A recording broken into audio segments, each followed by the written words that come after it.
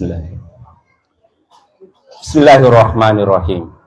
Assalamualaikum warahmatullahi wabarakatuh.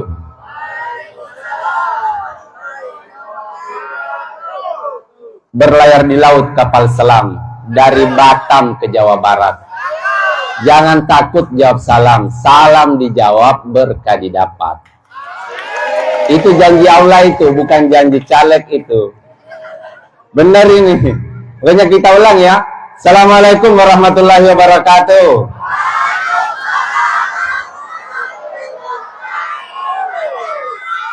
Baik, yang saya hormati dan kita banggakan bersama Bapak Kepala Desa, Bapak KUA, sahabat saya yang sudah lama tidak ketemu. Akhirnya kita dipertemukan oleh Murini Mulia. Tokoh agama, tokoh masyarakat, tokoh pemuda, hadirin hadirat yang insya Allah dirahmati Allah subhanahu wa ta'ala. Alhamdulillah wa syukurillah, la haula wa la quwata illa billahil aliyil azim. Pada malam hari ini kita semua hadir di tempat ini dalam rangka kemudian wisuda tahfiz. Mudah-mudahan kehadiran kita semua ini mendapatkan pahala dari Allah subhanahu wa ta'ala. Kalau kita berbicara tentang segala kehidupan, aktivitas kehidupan itu, tadi saya sampaikan itu, kenapa itu salam itu harus dijawab? Karena salam itu ada keberkahan di dalam. Coba perhatikan misalnya ayat Al-Quran. Kata Allah, walau anna ahlal qura, sekiranya ada satu kampung, ada satu desa itu, amanu wattaqau, dia beriman dan bertakwa, maka kata Allah, la fatahna alaihim barakatim minas sama'i wal ard. Target terakhirnya yang dikasih itu berkah, barokat. Kenapa kita perlu berkah itu? Karena berkah itu capaian terakhir dalam kehidupan. Kita boleh melakukan apapun dalam kehidupan ini, tapi harus berkah. Karena dia itu target terakhir. Boleh kaya, boleh. Cari uang sampai banyak sekali, boleh sampai kaya. Tetapi uang itu, harta itu harus berkah. Mau kemudian menuntut ilmu, pendidikannya mau dinaikkan sampai jenjang tertinggi, boleh. Tetapi harus berkah. Karena kalau hilang keberkahan itu, biasanya ya muncul kebalikannya, itu namanya istidraj. Istidraj itu adalah salah satu musibah yang kemudian Umar Ibnu Khattab ketika dilantik jadi pemimpin itu pertama yang dia minta. Pas dia pidato pertama itu, Allahumma inni a'udzubika minal mustadrijin. Ya Allah, saya berlindung dari istidrajnya ini jabatan. Jadi harta itu bisa istidraj, jabatan itu bisa istidraj. Istri suami itu bisa istidraj kalau hilang keberkahannya. Itulah kenapa syariat kita itu umumnya hampir semuanya yang dimintakan itu keberkahannya. Coba perhatikan. Kalau kita salam itu toh, sebenarnya kalau salam itu assalamualaikum itu cukup nih itu. Tetapi kata Nabi kalau bisa tambahkan warahmatullahi, supaya orang bukan hanya didoakan selamat, tetapi kemudian diliputi cinta keluarganya dan kemudian masyarakatnya. Tapi kalau bisa kata Nabi sempurnakan, kasih sampai full. Apa fullnya itu? Warahmatullahi wabarakatuh. Jadi kalau sudah sampai nih di barakatuh itu selesai nih. Itu nih puncaknya itu kehidupan. Berkah itu kalau dalam bahasa Arab itu begini, berkah itu dia diambil dari kata barokat, itu berkah itu. Agama sebelumnya, sebelum Islam datang itu sudah ada istilah berkah itu. Mereka bisa hapus syariat yang lainnya, tetapi kata berkah itu tidak bisa dihapus. Makanya di saudara-saudara kita yang Nasrani itu ada istilah pemberkatan. Kenapa? Karena tidak bisa dihapus. Saking keramatnya berkah itu, setiap aktivitas keagamaan yang dimintakan pertama itu keberkahan. Kita datang di pesta, doanya barakallahu li. Keberkahan dimintakan orang itu. Anak-anak di akikah baru lahir itu, ketika kemudian kita bersanji itu di dalamnya isinya kemudian doa keberkahan. Orang kemudian nantinya setiap Jumat datang ke masjid, wajib laki-lakinya instruksinya itu sebelum turun khatib itu, barakallahu li wa lakum fil Qur'anil Karim. Saking pentingnya berkah itu. Berkah itu kan diambil dari kata barokat. Orang Arab menyebut kemudian sumur atau waduk itu birkotun. Kenapa? Karena itu tempat air untuk mendapatkan kehidupan makhluk-makhluk yang lain termasuk manusia. Berkah itu sederhananya begini Bapak Ibu. Berkah itu sederhananya begini. Kenapa penting itu berkah itu? Kalau ada makanan satu piring, biasanya dia bisa mengenyangkan 1 atau 2 orang saja. Maka kalau berkah dia turun di nasi itu, dia bisa kasih kenyang 4 sampai 5 orang. Kalau makanan itu berkah. Kalau dia turun berkah itu di waktu, Pak Desa yang tadinya hanya bisa selesaikan satu pekerjaan 1 jam, kalau berkah turun di waktu itu, kenapa harus dimintakan berkah makanan dan waktu itu? Maka kemudian kita bisa menyelesaikan 1 sampai 2 pekerjaan. Makanya kalau ada Bapak Ibu tuh, terutama Bapak-Bapak ini, ada pekerjaannya kok angel tenang gitu loh. Suwi, nggak selesai-selesai, maka itu tanda-tanda hilangnya keberkahan. Maka harus diselamati ini barang. Supaya apa? Supaya tidak setengah mati. Karena di bagian harta kita itu ada syubhatnya, ada. Semua harta kita itu ada syubhatnya. Itulah kenapa syariat mewajibkan dikasih keluar paksa, namanya zakat. Bahkan kalau mau amannya itu, tambahkan infaknya. Kenapa harus begitu? Karena harta kita itu ada syubhatnya. Contoh sederhana saya saja, dosen toh. Dosen itu kan absen, kadang terlambat mengabsen. Mengajar kadang tidak maksimal. Kadang kalau datang moodnya enak mengajarnya. Kalau bad mood istilahnya anak muda, kalau lagi tidak nyaman, mahasiswanya dapat marah, tapi gajinya tetap. Itu kan kemudian ada unsur subhatnya itu. Dan kalau subhat itu kata Nabi, al-halalu bayyina wal haramu bayyina. Yang halal jelas, yang haram jelas. Di antaranya ini, di barang kita ini, ada mutasyabihat. Ada yang subhat. Itu subhat itu kalau dia sampai lewat setengah harus dicuci. Dengan apa? Dengan musibah. Makanya sebelum dicuci dengan musibah, tabrakan, kebakaran, kecelakaan, sakit. Makanya kasih keluar memang. Supaya berkah itu. Saya ingin mengingatkan begini. Kalau banyak barang subhat di rumah kita itu tidak pernah diselamati itu rumah. Hilang keberkahannya, hartanya kita, jabatannya kita, keluarganya kita. Maka nanti ciri-cirinya itu tidak ada istiqrarul maknawiyah dalam keluarga. Tidak ada kebahagiaan itu menjadi sulit. Sederhananya begini. Kalau ada berkah di rumah tangga itu, maka rumah tangga itu mudah untuk bahagia. Ongkos kebahagiaannya murah, kemungkinan berbahagianya itu besar. Jadi ada kita punya istri itu, ada keluarga itu, anak-anak dengan istrinya dikumpul saja di teras, minum teh, ngeteh sama-sama pagi-pagi. Sambil makan gorengan. Sudah bisa ketawa-ketawa itu sambil lihat bunga-bunganya. Sambil lihat rambutannya ini yang sekarang lagi banjir ini. Tapi ada nanti keluarga itu sudah dibawa jalan-jalan ke Lipo, ke Depar. Senyumnya itu tenang itu. Dari pagi sampai sore istrinya kok sumpah gitu mukanya. Mukanya kayak habis bertengkar gitu. Mukanya kok lesu begitu. Kenapa? Hilang keberkahan. Kalau hilang keberkahan itu, maka kemudian kebahagiaan itu susah dalam rumah tangga.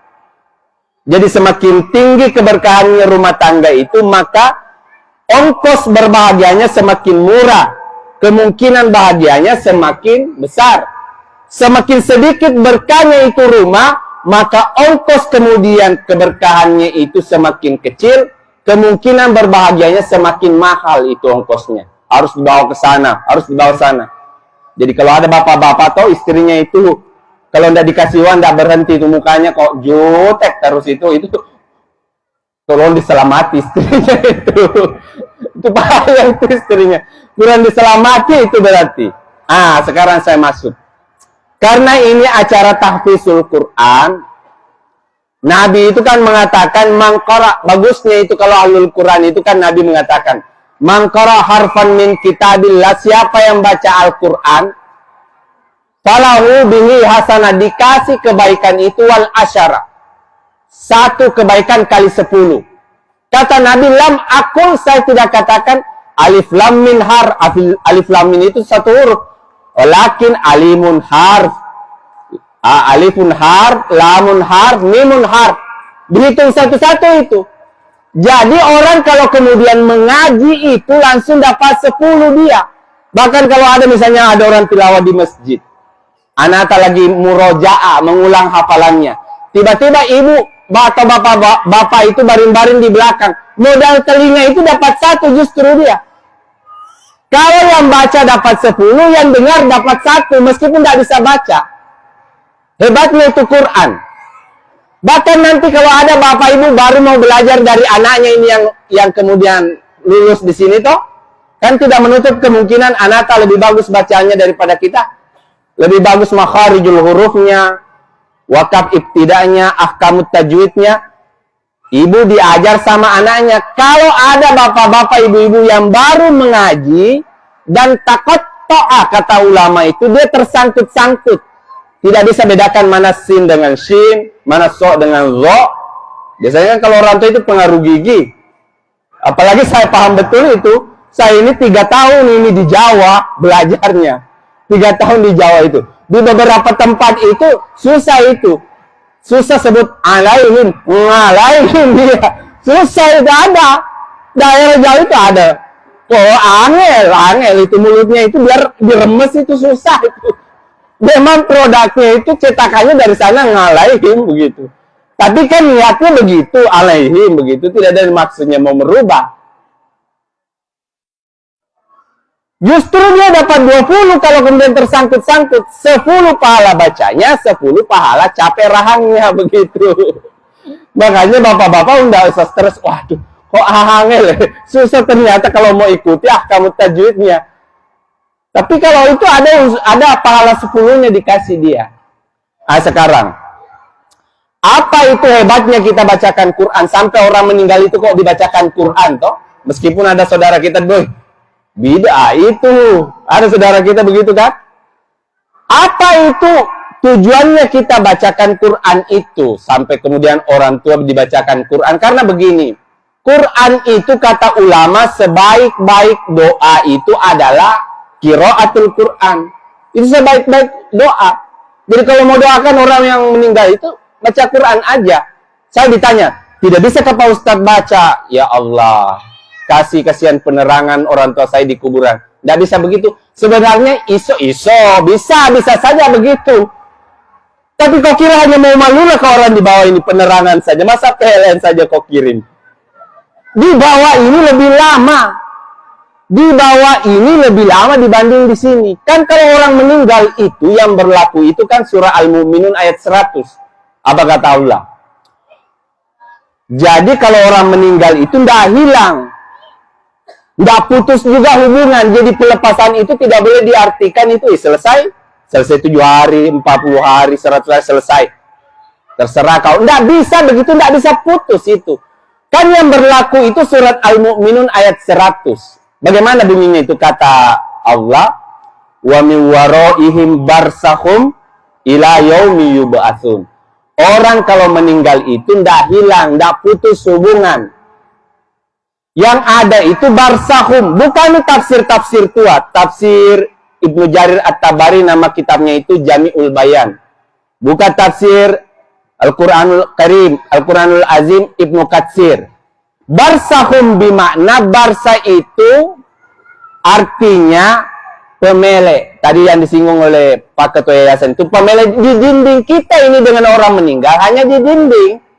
Yang kita kubur 3 hari, 7 hari, 40 hari, 100 hari kalau di sini begitu. Kalau saya guru saya di sana ada nyewu namanya. Nggak tahu kalau di sini masih dibawa sampai sini kata nyewu. Bahkan kalau kiai-kiai besar itu tiap tahun haul itu. Kiai saya itu tiap tahun karena uangnya akeh begitu, tiap tahun haul. Ada nyewu begitu. Jadi yang dikubur itu sampai 3 hari, 7 hari itu kan yang dikubur itu jasadnya, ruhnya orang itu mati atau tidak mati. Seluruh ulama sepakat ruh itu tidak mati, pindah alam dia, pindah cangkang. Kalau agama lain menyebutnya reinkarnasi, pengulangan. Kalau kita pindah alam, makanya kemudian kita harus kemudian banyak berkirim karena di sana itu suwi, lama di sana itu. Saya misalnya ya saya dengan Pak Desa nanti itu 200 tahun berikutnya itu kalau tidak ada anak-anak yang kirim-kirim doa. Iya toh? Tidak ada yang kirim doa misalnya. Susah itu, Pak. Karena nanti kita harus tunggu itu manusia terakhir yang ketemu Dajjal itu. Kita semua nunggu. 200 tahun berikutnya jangankan tetangga, saudara, anak saya pergi lihat kuburan saya. Siapa ini? Jadi kalau saya di TV itu namanya itu tidak pakai gelar, Rusnam Al-Kandari. Itu di TV Sultra, TVRI, di Global TV itu pakai nama itu saya. Tidak pakai gelar. Itu kalau dilihat nanti kuburan itu siapa ini Rusnam? Katanya kakek ini, kakek yang mana? Itu cucuku yang keempat itu, tapi sudah tidak kenal itu. Itu kalau tidak ada acara kirim doa, wah hancur saya itu. Ganti aja ini sudah kuburan tua ini. Saya dengan Pak Desa itu bisa jadi kuburan kita yang berlumur itu disepai sama anak-anak itu, Pak. Dia nggak tahu itu penceramah TVRI itu. Di zamannya dia nggak tahu itu. Dan kalau hanya kirimkan ya Allah. Untung kalau kau ingatkan ada juga orang yang usah tahlilan. Nanti kita kirim doa masing-masing. Ya untung kalau kau ingat. Kalau kau jadi tim sukses. Tim sukses makan saja kadang lupa. Iya kan? Ini kan Intikhobi, ini tahun politik. Tahun politik itu, ini namanya Intikhobi, tahun politik. Di tahun ini, kalau ada orang tidak pernah senyum dengan kita, tiba-tiba dia rajin senyum dengan kita di tahun ini, curiga itu. Curiga. Caleg itu. Minta maaf nih kalau ada caleg, minta maaf. Curiga itu. Kemungkinan caleg itu. Di tahun ini, tiba-tiba orang cari sepupunya semua itu. Sepupu 1 kali, sepupu 2 kali, sepupu 3 kali. Sepupu lain-lain juga dicari. Yang penting nyambung dulu. Yang penting keluarga. Tiba-tiba banyak keluarga ini di tahun ini. Mudah-mudahan nanti tetap awet. Jadi dibacakan Quran itu. Bagaimana misalnya kalau sibuk anaknya? Jadi bahkan ada misalnya di kitab Ar-Ruh itu Ibnu Qayyim Al-Jauziyah. Ada kitab namanya Ar-Ruh. Penulisnya itu Ibnu Qayyim Al-Jauziyah. Ini saking pentingnya Quran ini. Baik waktu hidup maupun sudah mati. Ini waktu matinya ini. Ada riwayat Abdullah bin Umar. Anaknya Umar ibn Khattab. Bapaknya sahabat, anaknya sahabat. Bapaknya wali, anaknya wali. Ini. Kata Abdullah bin Umar, dia panggil anak-anaknya. Nah, nanti kalau terbaca tanda-tanda sakaratul mautku, Iqra'i akhir suratul Baqarah. Bacakan kepadaku akhir surat Baqarah. Anaknya nanya, Limaza, kenapa harus dibaca itu? Kata kemudian Abdullah bin Umar, Sami'tu Rasulullah sallallahu alaihi wasallam yaqulu, saya dengar sendiri Nabi itu mengatakan, diberikan 10 ke saya, tidak diberikan ke Nabi yang lain. Kata Abdullah bin Umar, Nabi bilang ke saya, ada 124.000 Nabi dan Rasul. 124.000 jumlahnya Nabi dan Rasul. 313 Rasulnya dalam riwayat Baihaqi itu. Dalam riwayat Ahmad 313 Rasulnya, 25 yang wajib diyakini, harus kita yakin itu. Jadi Khidir tidak masuk situ. Karena ada namanya langsung di Quran dan di Sunnah. Kata kemudian Nabi, diberikan saya 10, yang lain tidak diberikan. Salah satunya itu adalah suratul Fatihah dan suratul Baqarah. Anaknya tanya lagi, Lantas apa isinya? Kenapa harus dibaca? Itu akhirnya surat Baqarah. Kata kemudian Abdullah bin Umar, surat Al-Baqarah itu di bagian akhirnya itu adalah doa pemutihan yang diminta Nabi Muhammad pada saat dia Isra Mi'raj. Satu paket itu, doa pemutihan. Yang bunyinya begini. Lillahi ma fis samawati wa ma fil ardh, sampai terakhir. Di dalamnya itu ada doa pemutihannya yang bunyinya Rabbana la tu'akhizna in nasina au akhtana. Seakan-akan Nabi Muhammad tahu itu nanti ada umatnya itu, kata Nabi, kalau umatku ya Allah, kalau hanya lupa-lupa sedikit itu kasih lolos saja.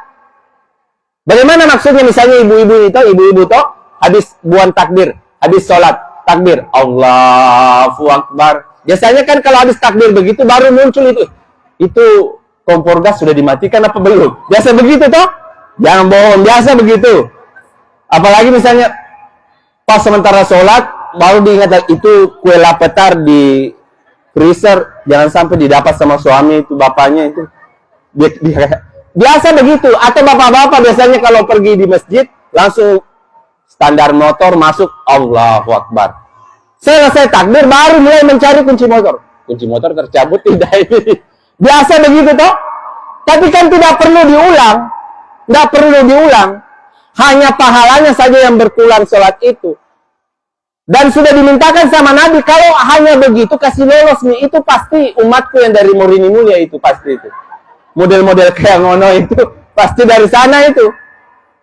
Sholat sambil mengingat itu sawah atau tandurannya diingat itu. Biasa begitu. Bahkan di akhir surat Baqarah itu Nabi minta itu. Untuk umatku kalau hanya salah-salah sedikit, hanya beda sin dengan shin, hanya so dengan zo, kasih lolos nih. Kenapa? Karena kalau mau pakai standar tertinggi yang para hafiz-hafiz ini, anak-anak ini, pasti banyak yang tidak masuk surga itu. Tanya Pak Kawa. Saya ini pernah uji itu imam-imam masjid Konsel. 70% tidak lolos imamnya ini. Saya uji hukum tajwidnya, wakaf ibtidanya, sifatul hurufnya. Saya uji baik-baik, 70% tidak lolos. Imamnya ini. Bagaimana dengan jamaahnya? Iya toh? Makanya kalau kemudian ada imam itu hanya salah-salah penyebutan hurufnya itu, tetapi tidak ada niatnya untuk melencengkan niatnya, kasih lolos nih. Dah usah diganti Pak Desa. Itu pasti pengaruh gigi itu. Pengaruh gigi itu. Jadi ada begitu. Karena ada dalil seperti itu, akhirnya kemudian karena kita ini Imam Syafi'i, banyak Imam Nawawi itu mengatakan, sekalian kalau begitu, adakan acara tamat Quran. Baik untuk orang hidup maupun orang mati itu. Kenapa harus tamat Quran? Karena itu doa terbaik. Bagaimana kalau tidak bisa kemudian tamatkan Quran? Oh, sibuk kita. Mana mau urus sawah, mana jadi tim sukses. Berat ini. Baru kan kadang kalau pemilu itu tidak ada tim sukses, bahaya itu. Selisih 1, selisih 2. Ngeri itu. Ngeri itu. Ngeri itu. Makanya kalau pemilihan itu yang sakit kau pergi. Sembuh, jangan sakit lagi pemilihan. Bahaya itu. Bagaimana kalau sibuk? Maka kata ulama-ulama, kalau sibuk tidak bisa tamatkan Quran, maka minimal kamu itu kalau tidak bisa tamatkan baca Quran, 1 bulan itu minimal iqra'u qalbul Quran. Baca hatinya Al-Quran. Yang mana itu hatinya Al-Quran? Hati Al-Quran itu kalau dalam hadis Ahmad, Yasin. Makanya biasanya kita itu kulturnya ada baca Yasinan. Tidak tahu kalau di sini. Kalau malam Jumat ada Pak? Oh no, ada. Pada desa. Biasanya ada toh? Karena itu hatinya Al-Quran. Ada dalilnya. Bahkan kalau baca Yasin itu ada perintah khususnya dalam tafsir Ibnu Katsir. Buka tafsir Ibnu Katsir, jangan buka di bab Yasinnya, buka di bab surat Muqaddimah suratul Baqarah. Begini bunyi kitab bundulnya itu. Fadilatu suratul Baqarah wa Yasin. Keutamaan membaca surat Al-Baqarah dan Yasin. Yasin ditarik ke sana. Kata Ibnu Katsir, Iqra'i ala mautikum, bacakan kepada orang mati Oh qablal mautikum, dan orang yang hidup dan setengah mati. Tahu maksudnya setengah mati? Ada orang itu yang banyak ilmu salah-salahnya itu. Rawa rontek, semar mesem, suka menghilang, yang begitu kan. Biasanya kan yang ada ilmu menghilangnya itu ibu-ibu itu. Yang suka ngutang.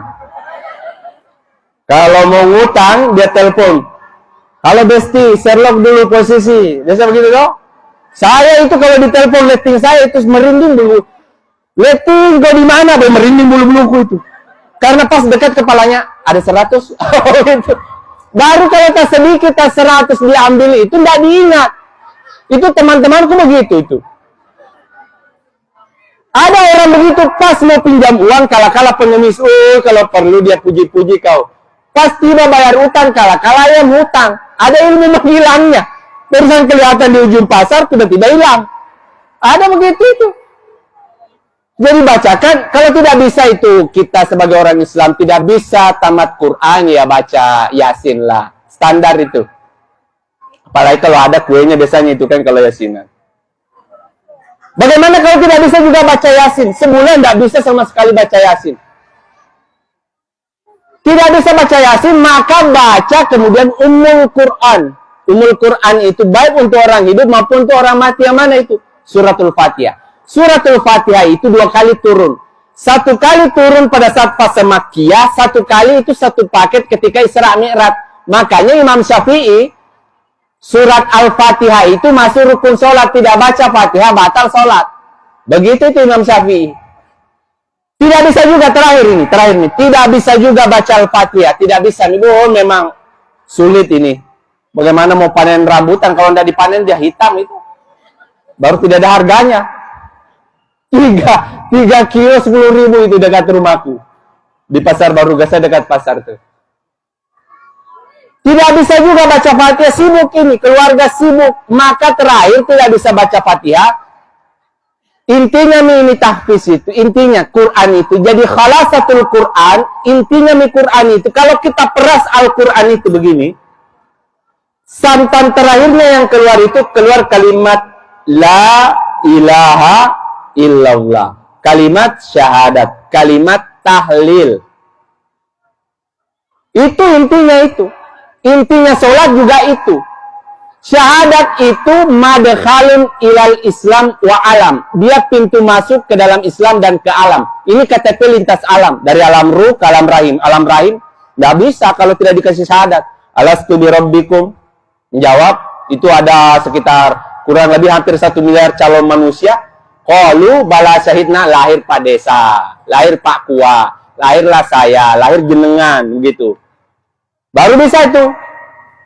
Harus syahadat dulu. Nanti dari kemudian dunia ke alam barzah termasuk masuk ke akhirat itu kuncinya juga itu, passwordnya juga itu, KTP-nya juga itu. Makanya kan ada Miftahul Jannah La ilaha illallah La ilaha illallah Muhammadur Rasulullah, kuncinya surga La ilaha illallah. Jadi itu kunci itu.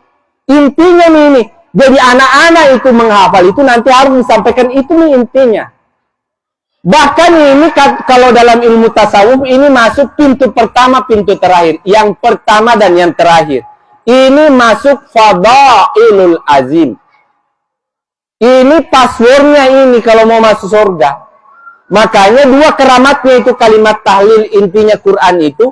1, kalimat tahlil nanti itu berfungsi pada saat di alam barzah. Di alam barzah itu ada cerita. Jadi jangan lagi nanti ada yang pertanyaan, siapa yang suruh tahlilan? Bid'ah itu tahlilan. Kan biasa ada begitu toh? Bid'ah itu tahlilan. Yang suruh tahlilan itu Nabi yang suruh tahlilan. Nabi bilang begini, Iza marra alal makabir, kalau lewat di kuburan, atau ada ambulans lewat, ada keranda mayat lewat, ikut minari Nabi itu, jangankan orang Islam, orang Yahudi saja Nabi berdiri itu kalau orang meninggal. Nabi itu. Nabi bilang kalau masuk di kuburan, apa bilang Nabi? Masuk di kuburan kayak babi saja di situ, kayak jili-jili masuk. Enggak. Nabi bilang kalau masuk di kuburan itu, Kayak ini suruh berhenti sedikit lagi, nak. Itu kalau saya dikode begitu langsung tidak enak perasaanku. Nabi bilang kalau masuk ke kuburan, apa kata Nabi? Faqala assalamu alaikum ya ahlad diya wa ahlal kubur.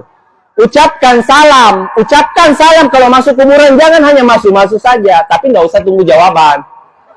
Apa? Kok nggak dengar? Nggak usah, nanti kalau menjawab di situ pingsan nanti. Nabi kata Nabi, tambahkan faqala la ilaha illallah. Disuruh tahlilan, bahkan tahlilannya disuruh di kuburan. Itulah kenapa pas angkat keranda pertama itu kan, tidak ada kalimat lain itu, la ilaha illallah sampai sana itu. Hebatnya kalimat tahlil itu, kalimat syahadat, intinya Quran ini, hebatnya itu, Nabi itu cerita tentang kisah marra bi qabraini. Lewat di dua kuburan, Nabi berhenti. Sahabat tanya, kenapa berhenti? Dia bilang, yu'azibahuma, diazab ini, dibawa. Ambilkan itu mayang kurma. Bunganya kurma diambil, dibelah dua, ditancap, kemudian disyafaati pakai kalimat syahadat. La ilaha illallah Muhammadar Rasulullah, la ilaha. Berhenti itu. Jadi itu kalau ada orang kemudian masuk kuburan, dia bersyahadat, itu orang yang diazab di kuburan itu langsung dihentikan dulu azabnya. Makanya orang kuburan itu senang sekali tuh. Kalau lambat ada orang mati itu di Murni Mulia itu pasti dia bilang, kok suwi ya, sehat-sehatin orang-orang mulia. Angel tenang, matinya kok susah ini orang Murni Mulia. Kenapa? Karena pas ada orang mati senang mereka, ada orang datang tahlilan. Kalau ada tahlilan, yang ahli maksiat itu yang dapat azab kubur berhenti. Tidak diazab dia. Sama ini. Sahabat tanya, ini kenapakah ini? Kata Nabi, ini laki-laki dulu waktu dia masih hidup, sebenarnya dosanya dosa kecil. La yastatirunal bauli, suka kencing tapi tidak cebok. Oh, ini bapak-bapak yang suka perjalanan dinas, termasuk Pak Desa, bawa aku Pak Desa. Jangan hanya buka pintu mobil, tulis tanggal lahir di situ, di Pak Kua. Jangan hanya buka kunci mobil, tulis tanggal lahirmu di Anduna, di Wolasi. Jangan toh, cebok. Karena kalau tidak cebok itu di bawah itu dilipat-lipat. Yang satunya itu ditanya, kalau ini kenapa? Kata Nabi, kalau ini beda perempuan, ini laki-laki, ini perempuan. Kata sahabat, kenapa dia? Oh, ini beda kasusnya. Ini dulu Yamsina bin Namimah. Dulu waktu dia di dunia itu hobinya mundar-mandir menggosip saja kerjanya itu. Ibu-ibu di bawah itu tempeleng mulutnya itu ibu-ibu. Penggosip itu ditempeleng mulutnya di alam barzah. Bahkan nanti ada ibu-ibu belum sampai di alam barzah, baru di balai desa sudah pecah mulutnya. Ada. Makanya ibu-ibu tuh kurangi nih menggosip itu, kurangi. Iya kan? Tapi ada itu keberkahan syahadat. Inti Quran itu ada keberkahannya di situ. Nabi lihat itu ditempel yang satu. Tapi kan biasanya penggosip itu dua toh? Penggosip itu kan biasanya dua. Tukang gosip itu biasanya dua. Tetangganya Ji. Tetangganya. Biasanya kalau habis cari kutu, menggosip. Kutu habis, gosip belum habis. Biasa begitu.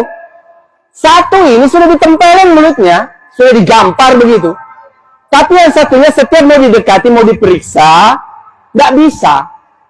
Malaikat Munkar Nakir melapor ke Allah, ya Allah, di bawah itu ada penggosip satu, sudah saya hajar rahangnya itu. Sudah saya kasih retak itu dia punya rahang. Tapi itu yang satu kok angel ya Allah. Allah kok iso? Kayak ada penghalang. Kayak ada tameng. Kata Allah, hazihi masyahid. Itu masyahid. Apa itu masyahid? Seluruh komponen alam semesta ini yang pernah menyaksikan kita itu menyembah Allah, menyatukan Allah, menyatakan satu Allah, itu nyatu jadi satu, jadi tameng di alam barzah. Dan terakhir, paling terakhir ini. Terakhir betulan.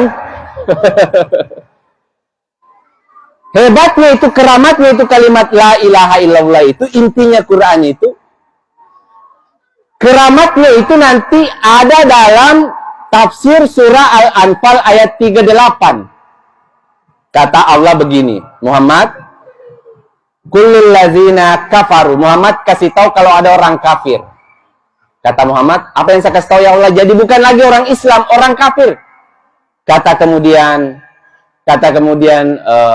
Allah kasih tahu kalau ada orang kafir, dia ndak mau itu KTP-nya Islam, dia ndak mau itu sholat, ndak mau puasa, ndak mau zakat, ndak mau pokoknya, ndak mau dia. Tapi dia berhenti. Yang tahu kalau dia berhenti kafir, Nabi Muhammad bingung bagaimana maksudnya ya Allah. Cukup dia percaya saja saya satu dalam hatinya dan dia mati dalam kondisi satu dia percaya dalam hatinya itu. Yukfar lahum ma qad salaf. Kelak nanti itu keyakinannya itu akan menyelamatkannya. Dalam tafsir Ibnu Katsir itu disebutkan begini. Di neraka itu ada penjaganya namanya malaikat Zabaniyah yang ada dalam surat Al-Alaq itu. Malaikat Zabaniyah itu kerjanya menghukum orang sesuai dengan dosanya masing-masing. Kalau misalnya penggosip, diseret mulutnya itu penggosip begini. Tumbuh-tumbukan. Baru dilempar ke neraka. Bakar, habis. Begitu tuh. Diulang lagi. Seret. Ini penggosip itu mulutnya diseret itu. Termasuk yang suka PHP itu, janji-janji tidak ditepati itu. Bakar. Tapi nanti ada beberapa orang itu ketika dibakar di neraka itu, dia lompat. Pas sampai di hatinya itu, dia lompat naik. Malaikat Zabaniyah itu melapor kepada Allah, ya Allah, di bawah ini ada yang melawan. Kata Allah, bagaimana maksudnya? Dia bilang, di bawah ini ada yang saya bakar, tidak bisa hangus. Habis, tidak bisa habis. Setiap mau sampai di hatinya itu, dia lompat ke atas. Kata Allah, ulaika mereka itu adalah ahlul iman, orang-orang yang mati tidak jelas KTP-nya. Tidak jelas KTP-nya. Tapi dia percaya saya satu, kan ada umatnya Nabi Muhammad begitu toh. 5 waktu tidak kelihatan di masjid, Jumat juga enggak. Nanti dia biasanya sholatnya sekali setahun pas Idul Fitri. Loh, Muslim toh. Bisa begitu toh. Baru paling baru itu sejadahnya, baru terus sejadahnya, enggak pernah dipakai. Ada itu Muslim begitu modelnya itu. Tapi percaya Tuhan satu. Kata Allah, memang mereka itu, saya sudah takdirkan itu, sebelum neraka dan surga diciptakan itu, saya sudah bikin aturannya, setiap tubuh manusia itu, yang percaya saya satu, haram untuk dibakar api neraka. Malaikat Zabaniyah nanya, lantas bagaimana itu kasusnya mereka? Kata Allah, cungkil-cungkil. Cungkil-cungkil mereka itu yang kelompok itu kasih keluar, pisahkan karena tidak bisa terbakar tuh. Setelah itu mandikan di sungai Haya. Jadi di surga itu ada sungai, semua kita harus mandi di situ semuanya. Makanya ada di hadis yang lain itu ada nenek-nenek kan, gerasa gerusu langsung mau masuk surga gara-gara pegang kunci surga tuh. Pas di pintu itu disiku sama nenek, mundur sana. Nenek-nenek kalau mau masuk surga, nggak iso. Jadi nenek-nenek itu nggak boleh masuk surga dia. Karena tidak ada giginya. Kakek-kakek dengan nenek-nenek haram masuk surga dia. Mengganggu pemandangan kalau dia masuk. Di surga itu harus indah. Nenek tadi protes, saya ini pegang kunci surga. Dia bilang, mandi dulu sana, mandi sana. Mandi di Sungai Haya, di setel ulang ke umur sweet 17. Wow. Supaya nanti bisa aku kejar-kejar dengan Pak D di sana kembali. Bu E bisa kejar-kejaran kembali di taman surga. Baru bisa masuk begitu. Jadi perhatikan terakhir. Logika tafsirnya begini. Yang di neraka saja, di neraka ini 70 tahun, 100 tahun, bahkan 1000 jutaan tahun. Kalau dia percaya intinya Quran, itu dia pegang itu intinya Quran, kalimat la ilaha illallah, bisa masuk surga. Sehingga tidak tepat itu misalnya kalau ada tuduhan mengatakan, orang kalau tahlilan, bid'ah masuk neraka. Tabale logika tafsirnya justru dari neraka bisa masuk surga gara-gara orang percaya kalimat tahlil. Jadi saya kira itu yang bisa saya sampaikan. Lebih dan kurangnya mohon dimaafkan. Assalamualaikum warahmatullahi wabarakatuh.